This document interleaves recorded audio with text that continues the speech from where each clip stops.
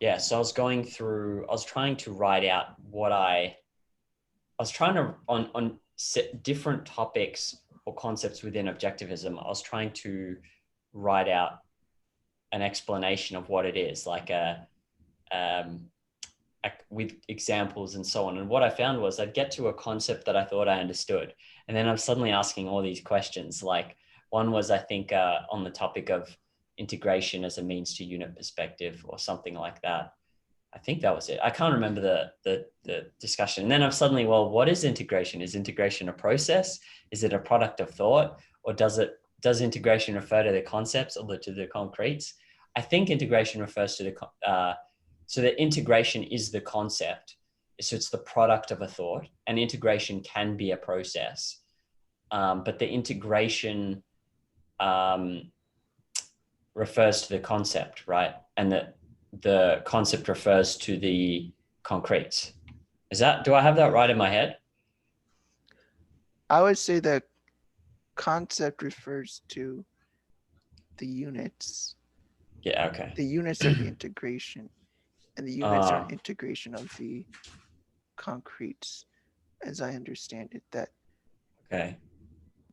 they're unified as a unit, and the unit is what you name and label and categorize. Like all the units will be all the individual instances of the thing you're looking at. So the unit assemble. Yeah. So the concept refers to the units, and the units are part of the integration. Is that how? Let me find Rand's definition so I don't misspeak on this. I'm opening it up. Yeah, Rand lexicon. So, unit. So it's a function. She describes it as a function. And so that's the process, right? Yeah. So the concept is an integration. Yes, it is an integration of some form.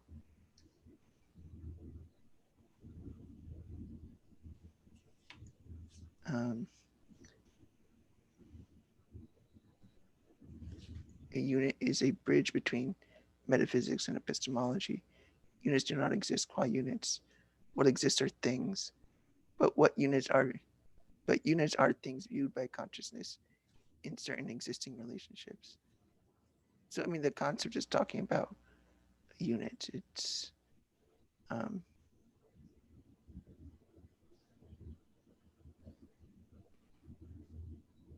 let's see.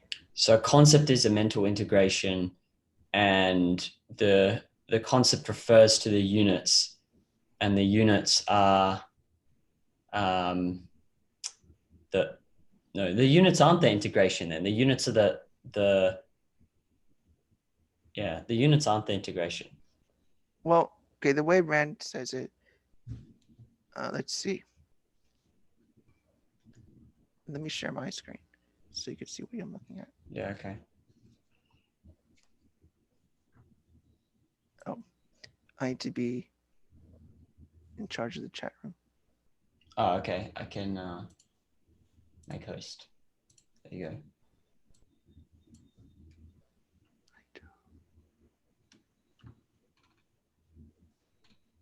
Okay, see.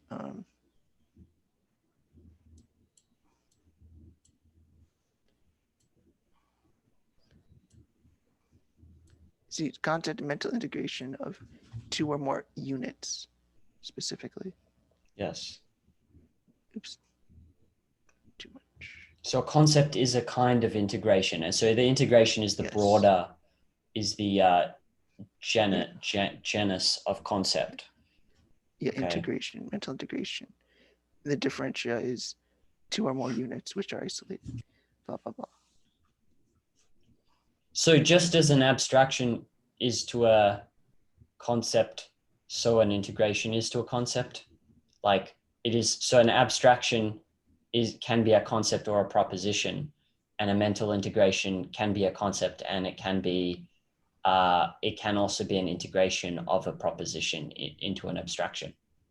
Does that make sense? Not sure. Well, the active I'm not sure isolation. either. See, Well, I can tell it's isolating. floating to me because I have these questions. Like, I Yeah. don't know. Well, just going by this, the unit's main development being aspect of reality, entities, attributes, blah blah blah. They may be perceptual concretes or other earlier form concretes. But isolating those things, isolating out the entity as an entity or an attribute or an action is abstraction. Mm-hmm. Abstraction is just a focus that takes out certain aspects of reality. So, like a characteristic is like you take it out, abstractly speaking. Right. Red is like pulling it out of, Yes. like taking the red out of an apple. You Yeah. don't literally take it out of the apple, nor is Yeah. there a thing of the apple that you've looked at, but you're just abstractly considering the Yeah. color of that apple. Yeah. And whatever it is unite to take out is not just simply a sum of units. They are integrated units. That is the integration. Okay. The units have been blended. And once you regard it as something like this, like once you define it, I think then it can become a concept. The integration is the blending of the units into a mental entity. You get that? See, it's just blending the units. I mean, it's not So, necessarily saying it's a concept, but it is a blending at least of units. so then integration is both a process, and the process would be a process of abstraction, but the integration is also a product of the The process. product of that process. So it's both. It's both the process and a product from different Yeah. perspectives. Would it be right to say that? Yeah, that's just the way English is. Okay. In Latin, that would be so much easier, but yes. Okay. In Latin, it would distinguish whether it is that process or the product of the process. In what way? With the word, The like way it'd be a different the word. ending on the word. You can Okay. you modify the word depending on what part of grammar it is. Okay. But in English, that's the best way you can do it.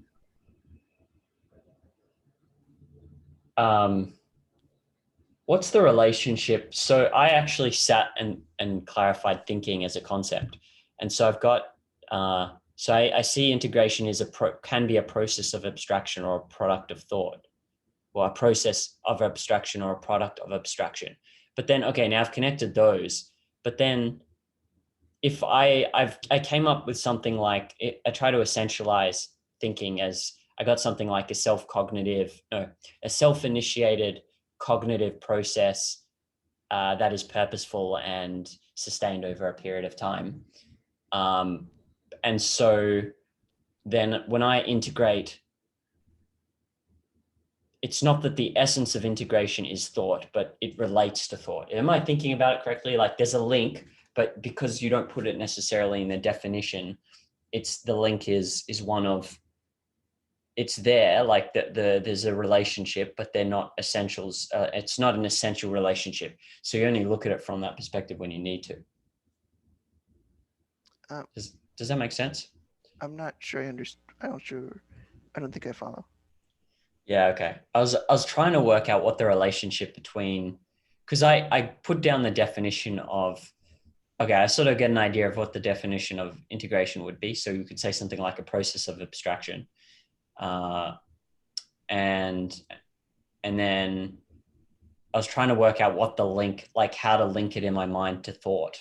Like, okay, I then clarified the definition of thinking, but I was like, should I then try and link them in my mind and understand their relationship to each other? Is that necessary? Or do you just link by, because that wouldn't be a link by an essential, would it?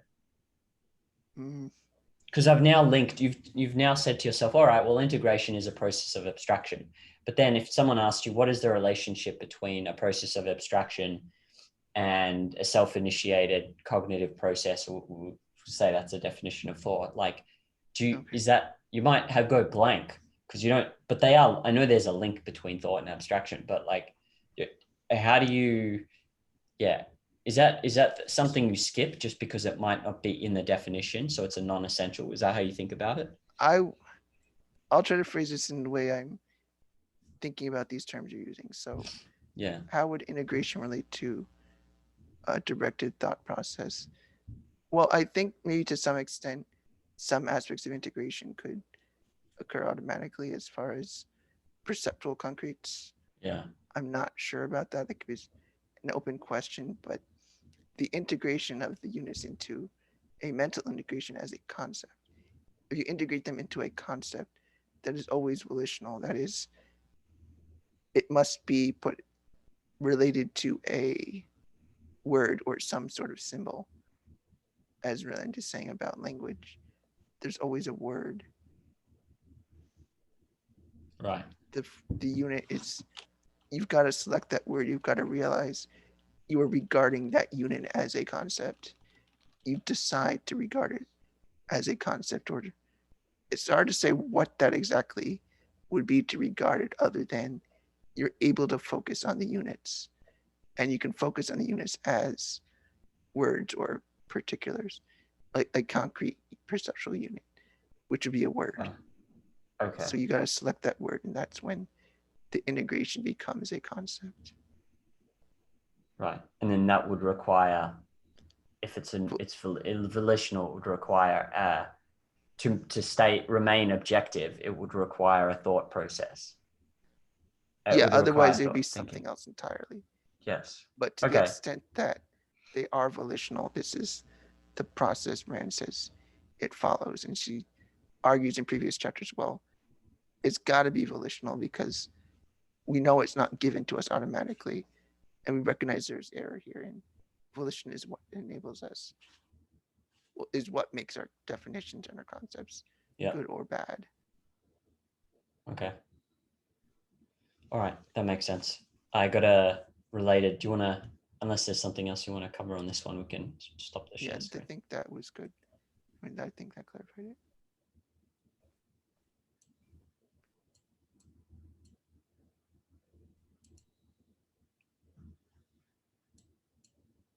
Okay. So this is somewhat related. So I gave the example there of we looked at what integration was and created a definition for it. So we try to isolate the essentials of what integration was, and then we came up with something like it could be either, let's go with the process, so process of abstraction. But thought was not in the definition, so it was not an essential, but thought is a characteristic of integration. And so similar in every other concept we've got, for example, man, the definition or the essential of man, we would consider rationality. And so that's one characteristic, but there are many others. And so, for example, man has skin, he's got nails, he has sight, his skin is, you'll see where I'm going with this in a second. So he's got all these other characteristics. And if you then dig into those characteristics, you're like, well, what's skin? Oh, okay, it's a kind of material. Suddenly, is that an example of how all knowledge is interrelated? Because you're suddenly like, what's material? Where does material come from? Like, you can start asking all these infinite questions. Not that you necessarily would logically, but my point just being, there was that part of a lecture we covered where you pointed out where everything was all knowledge is interrelated. So is that an example of it? Like, whatever concept you go into, you can look at the non-essential characteristics and dig into them and keep digging deeper and deeper, and then asking, what's the connection of this to that? What's the connection of this to that? Not that you need to, but you could, right? I think so. Okay. I would claim that, yes. Right. And you could do that process basically for everything. And then at some point you just say, well, it seems to be the case that all knowledge is related in some way. Yeah, it won't be isolated on itself. It will always be some connection with another item of knowledge. Right. Okay. Okay, I didn't think about that before, so that's cool. Now I get it.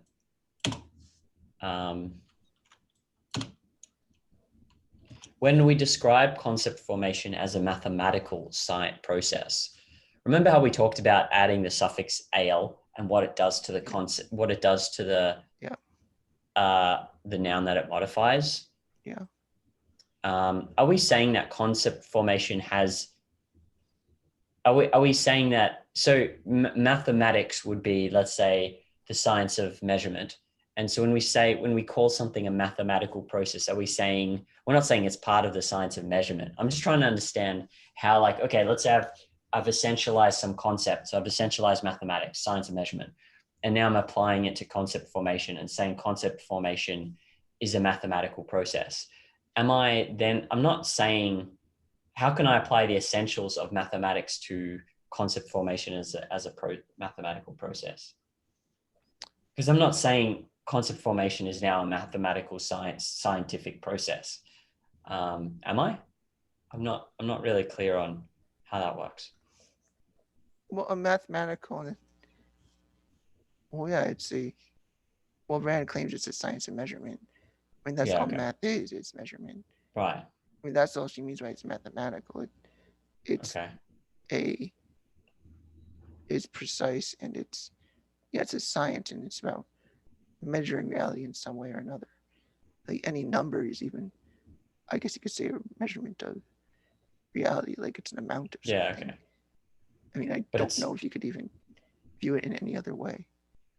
But it's not like, because when I think of mathematics, I think of like, algebra and trigonometry and calculus and that, but it's not like suddenly concept formation fall under mathematics.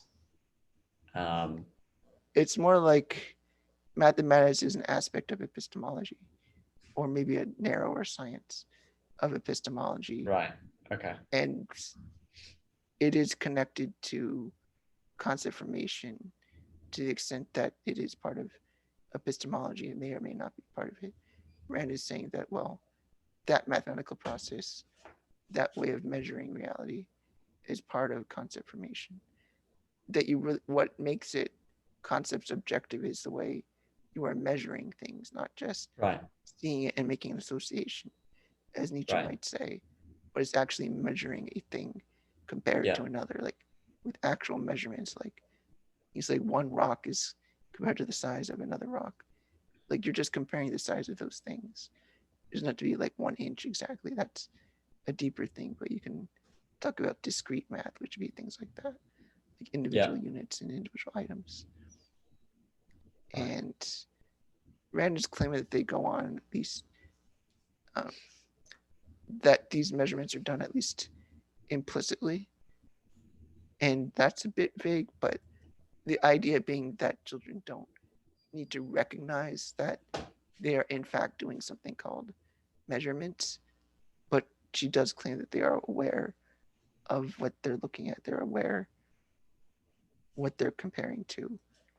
So my motivation in asking this question is not to, I'm aware that this is like a minor, not significant point, but my motivation was just to try and clarify, when I'm describing, like now that I'm clarifying concepts, when I describe another concept with an adjective, what it does to it. And it seems like, actually, when I look at this, I don't want to just take this as an example because I thought it might be easy and like simple. But when I look at this, maybe what is meant then, when you've got the al suffix, last time you said something like, it means that the noun that it modifies shares the essential of the thing with the al suffix. So process would share the essential of mathematics. But maybe it is the case that sometimes it shares the essential and sometimes it doesn't. It just shares a characteristic. Because in this case, we're just saying, all we're saying is that concept formation as a process involves measurement. But like what other modifier, you're not going to say concept formation as a measuramental process or as a process. Maybe you'd say as a measurement of process, but as a process of measurement. But I think you can use it more, like it's often going to be just loose and not necessarily the essential is shared. Do you think you agree with that? I'm just trying to, and I'm asking this so when I read or like think about stuff and I try and understand it, I'm like, oh, okay, I can get what this is about now that I've started like clarifying some important concepts. I'm thinking that if you do use that term, if I say mathematical, I feel like if I'm being precise, I do mean to say it shares an essential. Oh, okay. If it didn't share an essential, I'm trying to think what I would be talking about. Say, I don't know, just fractions. It was about fractions, or like it would be weird to say that, like you could say math is about fractions, which is not essential. I mean, Yeah. it deals with fractions, but that's not what it's about. It's not essential. Right. I don't look at something that's a fraction and say, oh, that's mathematical because it's a fraction. I mean, I would say it's mathematical because it refers to a measurement. And fractions refer to a measurement too.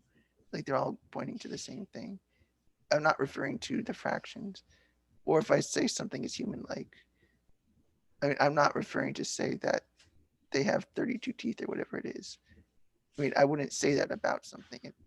It seems so non-essential to a description, even a physical description of people. Like I would be, if I want to say human-like, I'm trying to say something essential, or if not essential, then important. Because I could say human-like is like, oh, you're walking on 2 feet with no fur. I mean, that could be human-like. Yeah, and that's non-essential. But then again, human-like is almost deliberately vague. Right. Like it's not saying bipedal, 2 feet. Like bipedal moves on 2 feet. Like right. That's precise, but human-like is almost deliberately vague.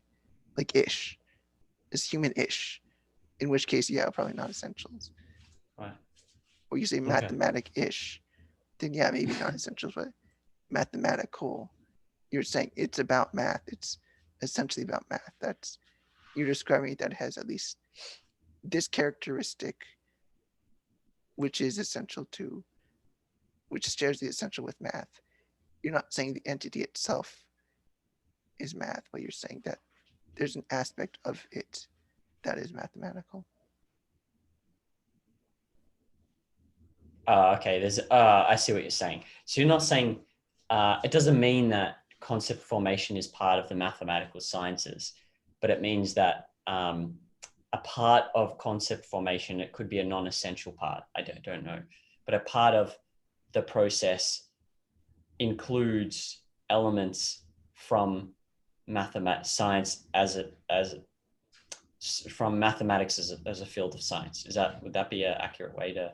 Because I don't even know if other people are, to be honest, like where I'm dissecting this in great detail, because I'm clarifying concepts, but I don't know if other people are even necessarily striving to be that precise anyway. So, like he could have said concept formation as a process of measurement, and now we're like, it's we're like Orthodox Jews studying the Talmud, trying to work out the differences in like commas and stuff. But I don't know if other people are even that precise anyway. So I guess maybe would you say it's more accurate to say sometimes it's essential, sometimes it's not? It's just a matter of interpreting given the text and the writer? Or am I still? No, I think that sounds too subjective, at least. Yeah. Okay. More subjects in language tend. Okay. I mean, I do think it matters whether it's essential or not. I mean, essentials are really what we are thinking in.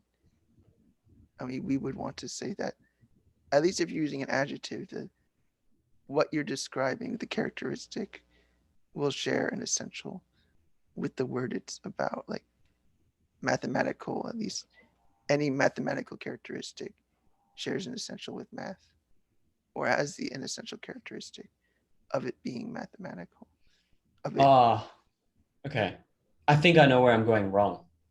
I'm going wrong in that I'm doing equating the definition with the thing. Because if I say concept formation as a mathematical process, it doesn't mean it's part of the mathematical sciences. It just means, like you said, it shares an essential. But the essential doesn't mean that it becomes part of mathematical science. Maybe that's where I'm confused. It doesn't necessarily go vice versa either. I mean, it's an aspect of it, but whether it's essential is, say, it explains all the rest, right? Or it's part of the definition or something like that. But at least that one aspect of the entity, like obviously an aspect of people could be height or I'm trying to think. Well, just to come up with a crazy example, let's say there's some alien who has a rational faculty, but he also has a faculty of extrasensory perception that lets him perceive and manipulate atoms and do all kinds of crazy things. Yeah. And then in that case, you'd say I don't know, there's no humanal, but he's a humanal alien. So he shares the essential a rational faculty, but for him, like when we define that alien, that's not the essential of the alien. That's what you're saying basically, right? Like he has that Yeah. characteristic, but for him, it's not an essential. Yeah, or we just say they're rational. They're both rational. I mean, rational is another way to just say humanal, which sounds weird, but rational sounds right because that's Yeah. referring to the more general category. Because Right. then when you did discover something like that, you say, humans aren't the only rational animals. So Yeah. maybe I should have a category rational, and then I could have human and alien. Yeah. So They you would could still have, be right. but you could have a rational alien, but when you define the alien, the essential won't be rational. I think that's the main thing that I got confused in. I was equating the essential. It would be the genus. It would be the genus in that case, because it would be combining both human and alien, because we both have this rational faculty, but we differ on whatever it is that differentiates humans from aliens. So the genus is rational.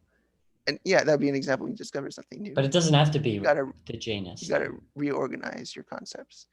You have to reorganize rational and human once you discover that alien. All right, I get it. Platypus or the black swan.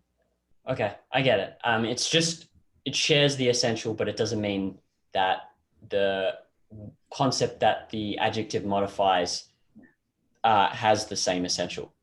I mean, that's obvious now that I say that, but that's what I was somehow I was confused on that. So, okay. And then there was a thing I was writing up about. I was trying to explain concepts as devices to achieve unit economy. And then I'm like, well, what do we mean by a device? Is logic a device? And so this broader concept of device, do you use that at all? Like, do you see logic as being a device? If concepts are devices to achieve unit economy, is a standard a device? Like, how do we connect this? I never like the word device. Yeah. If I use a word like that, I usually say mechanism, because it's like a process. But I think process is clearer what you are referring to. When you say what was the word you used? I'm not sure which I used a lot of words.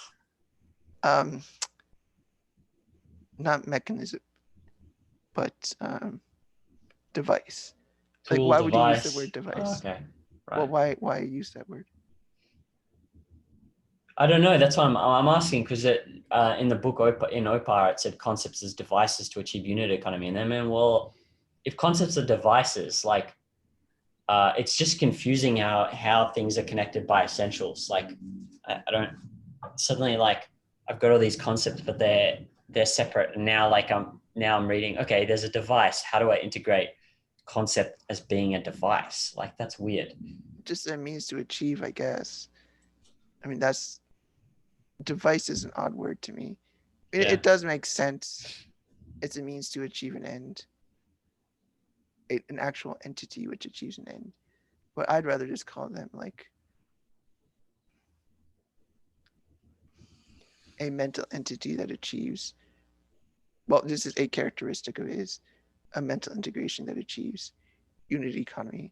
It's not the essential definition, but that's a relevant characteristic of concepts, that they achieve unity economy, that their existence enables unity economy. Without them, we would not have unity economy. As I ask, because as I'm reading, I'm trying now to like integrate. Okay, I'm clarifying those concepts that occur frequently and seem important. And then I'm like, well, okay, this was my definition. And then so suddenly something's not right with there's like conflict here between my definition and what's being said. So like, for example, if concepts are a device, then I asked, well, if concept is a device, does that mean logic is a device? Because I wrote down logic as an art. That was my genus for logic. The art of applying the law of identity to concepts of proposition, something like that, which isn't perfect, but I just did that. And then I'm like the German notion of science, which is an art, I guess. Right. And then, so that was what I clarified. Then when I read concepts as devices to achieve unit economy, I'm like, well, if a concept is a device, does that mean my definition of like this, I'm not connecting the concept of logic to the other concept, that genus, that's correct? Do you know what I'm saying? Like suddenly I'm reading it and I'm questioning I'm trying to question my own network of concepts that are relevant to the thing being discussed. And I find that there's a conflict. That's why I asked about It devices. seems like device is referring to something invented for a particular purpose or created for a particular purpose. Right. So, I mean, concepts are a device for unit economy. It's maybe awkward to put that in terms of purpose Yeah. because, Okay. like, your ability to hold concepts aren't like put there on purpose. Like, Yeah. but anyway, it makes sense to say, like, in the sense that you say evolution has a purpose. Yeah, it's not conscious, but it's going towards some end. Concepts go towards some end, which is unit economy. I mean, that's Right. what they do. And you could call these devices because it's not like you find them in nature. You don't find a concept, pick it up and say, aha, I found a concept. You have to do the work yourself to create it. Or even logic would be the same way. Like logic isn't a thing you pick up in the world. You identify relationships in the world, which you can conceive of as logic and recognize what doing logic means. Mm-hmm. Like what does it mean in your head to do logic? It's a method that you've decided to do, or it's logic is the thing you do to think rationally. It's not that you find it, but you have to in some way develop or recognize that method, recognize that you have to do this volitionally. It's not just about like, oh, your eye sees a color and it processes information that way, but it's more than that. It's like saying that you volitionally recognize and decide to think a certain way. So it makes sense to say device. They're things that achieve an end and they can be used that way. They don't exist and really don't find them and pick them up. You have to discover or create them in some way. Well, not even discover, but integrated with your thinking. Or apply that to your thinking. Okay, let me ask you this then. So I read this and then I'm like, okay, so a concept is a kind of abstraction, which is an abstraction is a kind of integration. And then, so an integration is a kind of device. Like, do you know what I'm saying? I'm trying to traverse this tree of. That's part of why I don't like the word. So maybe you could think of a different word. Like, so device, we could just say I think method works enough. I think device makes it jargony. Oh yeah, method. Integration is a I method. think Peacock is using words that make it harder to understand. Yeah, okay. I mean, yeah, it's precise and exact, but it's almost too specific. Like, if you ever read a philosopher and they use extensively flowery language, which would be Nietzsche sometimes, like, why do you write it that way? You can write it so much simpler. Sometimes they'll do that. Okay. All right. Yeah, I'm trying to, as I read, both question the concepts and not just kind of, because a lot of them are associational. Like I can just, there's an image, and if it's an abstract concept, it's not good enough. And so and then I'm questioning, like, well, how does this relate to everything else? I can see how you can do it. You have to do it in terms of essentials, because otherwise there's too much. But I'm trying anyway, so that's why I asked that question. Other random question about concepts, like maybe this is me floating, as in the way the whole reason I asked this question is because I'm floating, but because I can't think of an example. But I was wondering about fundamentals and like, why is there, I was thinking like, well, why is there always a fundamental? Isn't there a thing where there's just random characteristics? So would that not be an entity anymore? Like, as in when I say random, I actually am referring to no given characteristics a characteristic that explains everything else about the thing or most of the other things about the thing. Or so can you not have that? Is that just not metaphysically possible?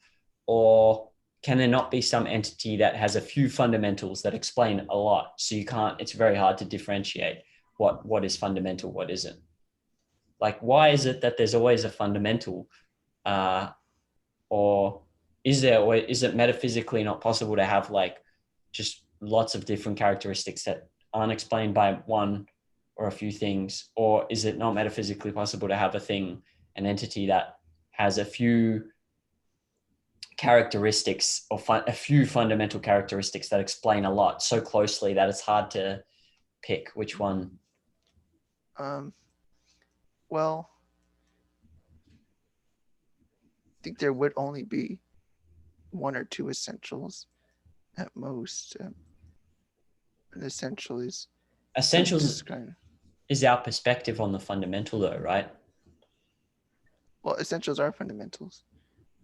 I always thought it was the same. Okay. No, I looked it up, and my working understanding of it now is that the essential refers, so the distinction is epistemological. So the fundamental tries to refer to, it's basically the same thing, but the fundamental is the characteristic that is most causally significant for the entity from the perspective of all of mankind's most up-to-date knowledge. And the essential is the characteristic that's most significant causally for the given level of or context of knowledge of the person who is forming the concept. So like a child has the essential of for human moving shape, right? And that's the essential. Yeah. But then for an adult, it's rational, right? So that was my understanding of the distinction. Okay, well, going off of that for now then. Yeah. I'm thinking, could there be more than one fundamental? I don't think so. It depends what we mean by like explains the rest, or I mean, do we need a rational animal to understand how the human digestive system works? Probably not. But I mean, there's some relationship, but it's not like by understanding rationality that you'll somehow understand the workings of the digestive system. It'd almost seem irrelevant. So I mean, that would be a problematic thing, but it would be a way to describe how the entity operates most distinctively, I guess. Like you see it act, humans act in a particular kind of way. You don't explain the entity's nature in terms of digestion, even though you could describe part of it in terms of, they ate something bad yesterday, that's why they're holding their stomach groaning. But we could explain it better through, they chose to eat this last night and they didn't know how to cook it, so now they're having food poisoning. I mean, that's more complicated, but like that's the point. It's like you can explain more with the rational aspect. Like you can understand what's going on here by observing what's the entity doing. They say, I can explain it through their failure to be rational or their attempt to be rational. They were trying to eat, but their rationality they weren't able to figure it out or something.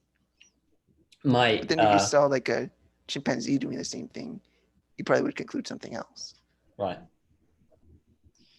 I just realized what motivated this question. So it's it's similar to this black swan, white swan thing. In that case, though, I read something about the induction. I can't remember how we know. Like I was skimming through how we know. It was one of Peikoff's lectures. I can't remember, but it did talk about that you don't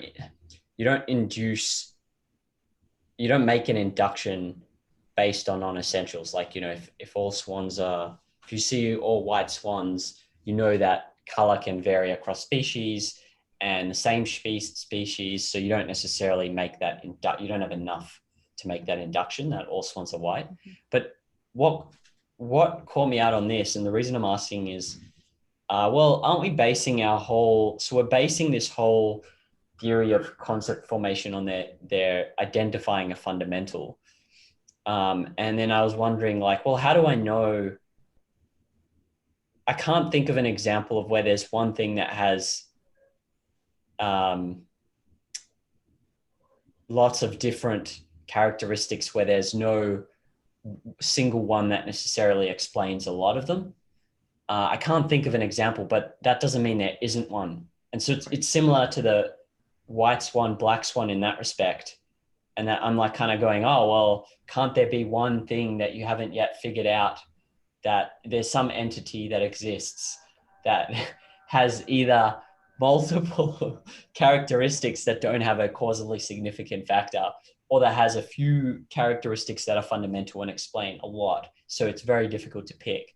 And so it's similar in that respect to this white swan thing. I just don't know where I'm like, what is the, how are we getting to the induction that all things have a fundamental? Like I'm trying to think of it myself through examples, and I can see everything has a distinctive nature, but it doesn't strike me immediately like, oh, clearly I can make the induction that all things have one fundamental that's the most significant causally and explains the most characteristics of that thing. Does that make sense to you?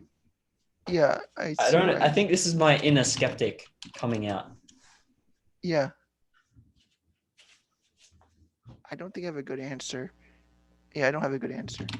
Yeah, okay. I'll write that down as a That question. would be a very complex answer.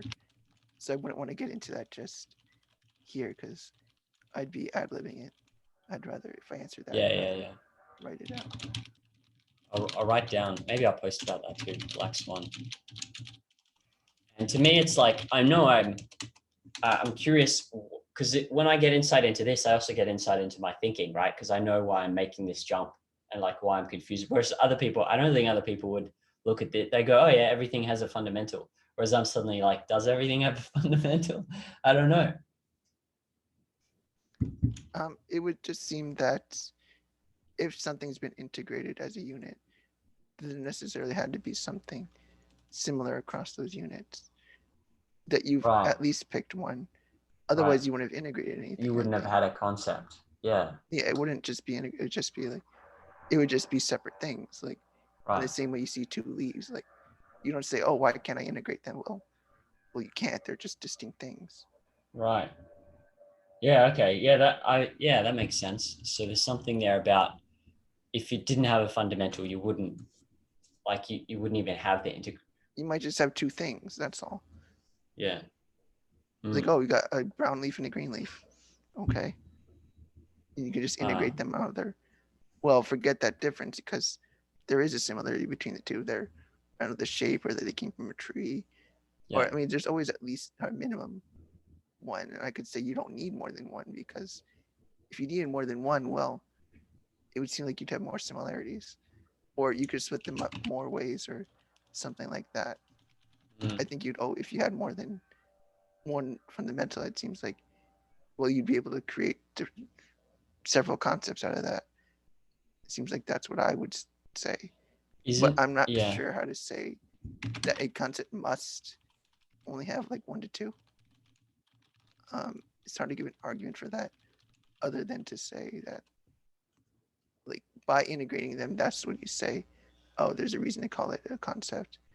And if you couldn't do that, then it would just be something else, like just not a concept. Maybe you could call it just an abstraction or a thought. Like you can say, like you could observe that, I don't know. You could just observe two distinct things, and they might have some superficial similarity, but you can't integrate them because there's just too much differences.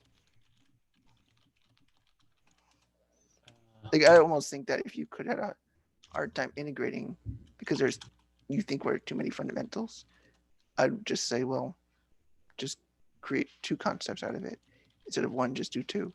Then you could achieve unit economy. I was thinking of some entity that's like but I can't think of any example. That's where there's something bizarre going on in my thinking. Like I can't think of an example of like an entity that does it. And I'm like, well, why is it that everything has a core, like one? Anyway, let's continue. Let's pick this up next. Oh, before I forget, just maybe another way to think of it, and try to come up with the thing that violates what you know is true.